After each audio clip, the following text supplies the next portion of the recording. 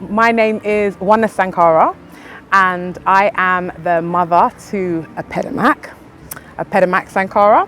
And my son has a diagnosis of Down syndrome, aka trisomy 21, aka T21.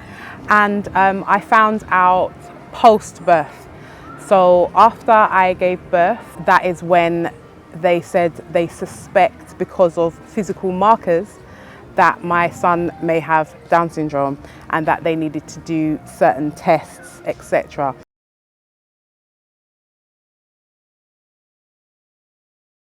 The idea of limitations, I believe from a cultural and a spiritual perspective that every single soul that comes to this planet has something to offer. So the biggest misconception first is that any life is throwaway, and the kind of lack of value that we place on some lives in the sort of capitalist mindset of how much they can produce. My perspective has definitely changed, and I think my perspective has grown.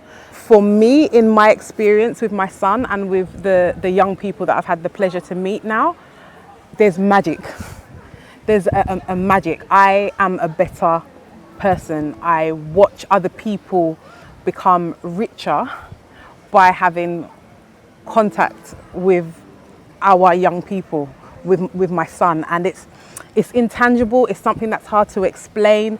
I'm not deifying these children so that you can bypass their needs and all of that kind of stuff, but the humility that it teaches me, and the value in some of the simple things of life and appreciation for life that I witness, I'm a better person.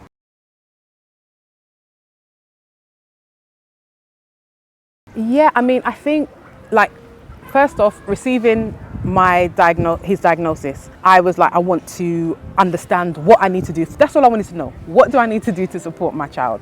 And so, I did what any good researcher does. I went to Google. Yes, I went to google.com. So I was like, where are the people that look like me? And what do I type in Google? Do I type Black Down syndrome? Do I type African Down syndrome, British Africa? We were hard to find, and there was a lack of visibility. And in that moment, it made me and my family feel invisible. The Black Child Down Syndrome project is so important because when you cannot see yourself, it makes you feel like you are not worthy and you are not valid, and that there's limitations on life.